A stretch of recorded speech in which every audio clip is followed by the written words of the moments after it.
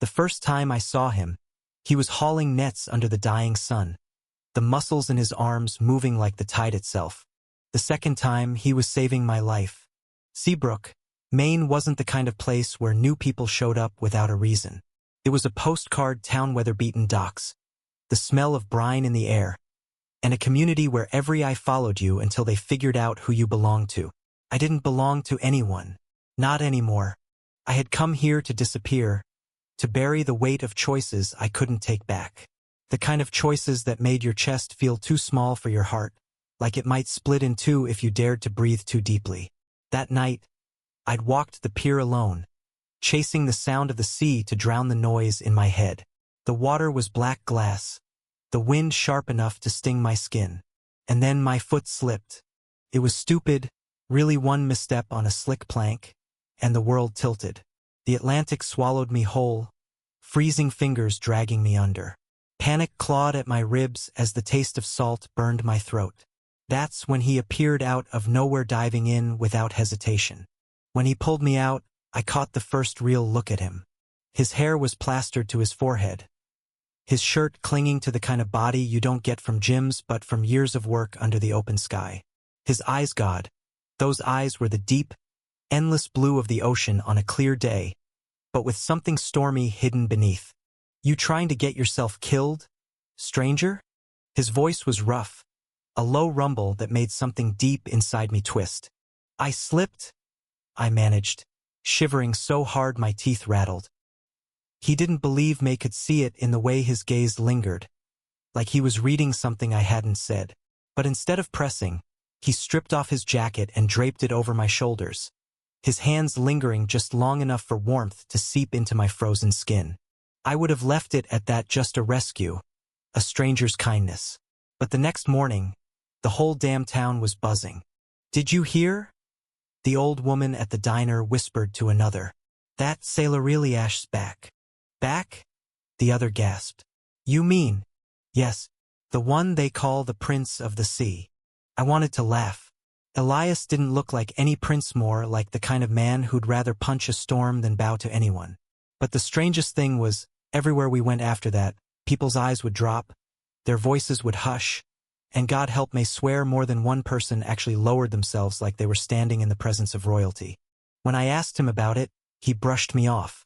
"Just stories," he said, the corner of his mouth twitching like he was holding back a truth too big to spill. "I'm just an ordinary alpha sailor." But the thing about ordinary sailors? They don't move through the world like the tide itself bends to them. They don't have that quiet, commanding presence that makes people instinctively step aside. And they sure as hell don't have hands that feel like they were meant to anchor you when you're drifting too far. The days that followed bled into each other, mornings of sea fog curling around the masts, afternoons spent on the docks where Elias worked, evenings when we'd share coffee from a chipped thermos as the sky turned molten gold.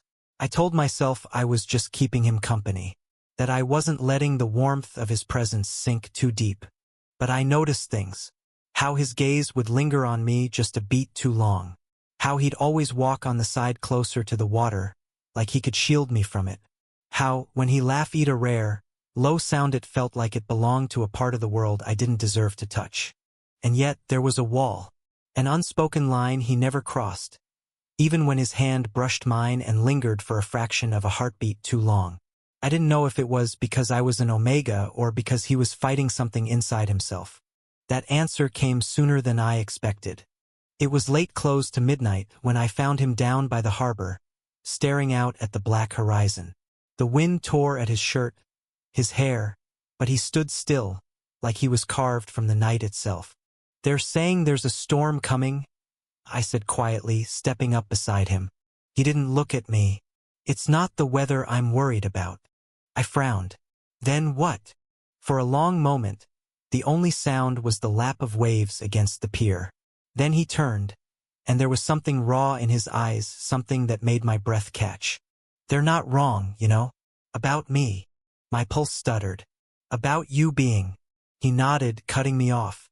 "I'm not just a sailor. I'm the last heir of the House of Thaler. And the people who took my family from me, they found me." That was when the night cracked open. The The small-town peace I thought I'd found was just the surface of something deep, dangerous, and unstoppable. And somehow, without meaning to, I was already tangled in it, caught between my own secrets and the ones Elias had kept buried beneath the tide. And if I was being honest with myself, I wasn't sure which of us was going to drown first. The silence between us stretched, heavy as the sea on a windless night. His confession hung there, salt in the air, tightening the space between us. "Why are you telling me this now?" I asked. "Because," Elias said, his voice a low growl. "If they come here, you'll be in danger too. And I can't," he cut himself off, jaw tightening. "I can't have that on me. I should have walked away right then. Should have packed my bag and gone inland, far from the reach of whatever power had sent men after him."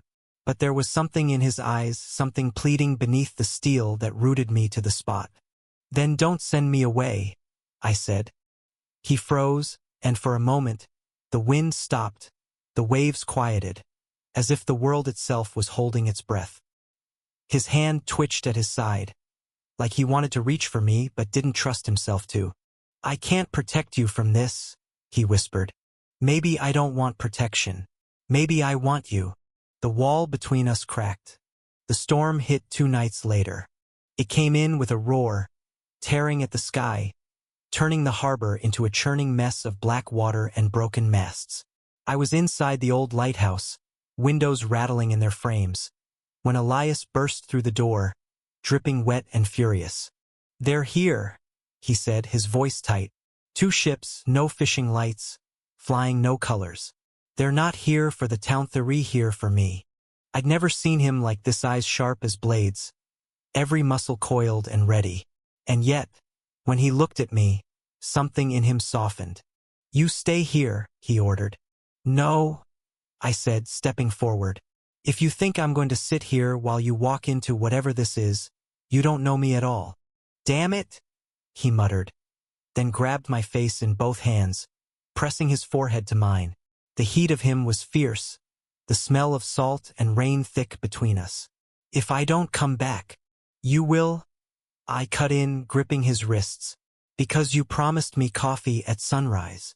A ghost of a smile tugged at his lips. Stubborn Omega. And then he was gone, swallowed by the night and the storm. I didn't listen to him, of course. The docks were chaos, men shouting, ropes snapping, the wind howling through the rigging. Through it all, I spotted Elias on the pier, facing 3 men who moved with the sure-footedness of predators. Even from a distance, I could feel the raw alpha energy radiating from Elias, a tidal force that made even the wind hesitate. But the others had it too, sharp and dangerous, and I knew this wasn't just about bloodlines. This was about power. One of them stepped forward, voice carrying over the storm. "You've run long enough, Your Highness." Elias's answer was a fist to the man's jaw. The fight was brutal, fast. Elias moved like the sea itself, relentless. Impossible to stop, but there were too many of them. My heart clenched as one of the men swung a length of chain, catching Elias across the ribs. He staggered, and in that moment, I knew I couldn't just stand there. I grabbed the nearest thing I could find, a boat hook, and charged. The man didn't see me coming. I slammed the hook into his side, buying Elias the second he needed to drive his opponent into the water. The others followed, either diving to escape or dragged down by the waves. When it was over, Elias was leaning against the pier, breathing hard, one hand pressed to his side where blood seeped through his shirt. "You idiot," he said when he saw me. "You could have been killed." I stepped closer, rain plastering my hair to my face. "So could you." We stared at each other, the storm still raging around us, until finally he pulled me in. His mouth crashed against mine, fierce and desperate, tasting of salt and something deeper, relief, maybe, or the kind of love you only admit when you realize how close you came to losing it. The next days blurred. The attackers were gone, but the town buzzed with what had happened. No one confronted Elias, they just nodded at him with something like reverence. And he didn't deny it anymore. "I'm not going back," he told me one evening as we sat on the pier, our legs dangling over the water. "Thaler doesn't need a prince." But he hesitated, then took my hand. I need you. My chest tightened. Even if I'm just a stubborn omega who doesn't know when to stay put? He smiled a real smile this time, warm and unguarded. Especially then. The night he finally let himself touch me without holding back. The world outside didn't matter.